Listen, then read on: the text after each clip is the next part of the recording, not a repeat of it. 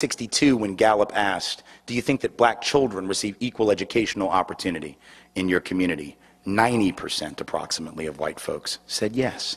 Nothing to see here. What is all this complaining? What is this March on Washington? I don't get it. I don't understand it. In fact, the very month of that march, which now it seems like every white liberal wants you to believe they were at. The very month of that march, white folks were asked by Newsweek what they thought about it. They said, 2/3 of whites said that Dr. King and the movement were pushing too far, too fast, asking for too much, and too soon. The idea that this country was ready to hear this, even at the time when we know how vicious it was, is a lie. What does it say that white folks were in denial in 62 and 63? What does it say that if you'd gone back to the 30s and asked the question? You think white folks were clear then?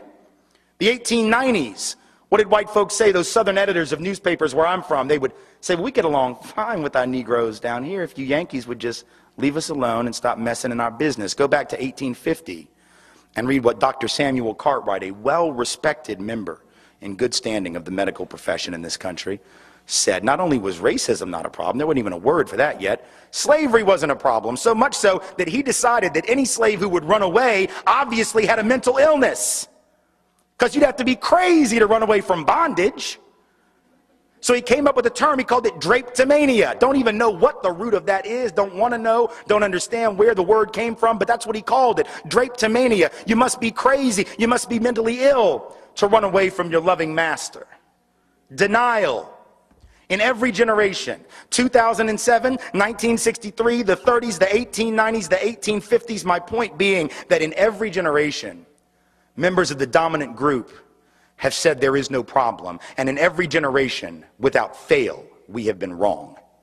And in every generation, people of color, those who were the targets of that oppression and subordination, have said there is a problem. And in every generation, without fail, they have been right.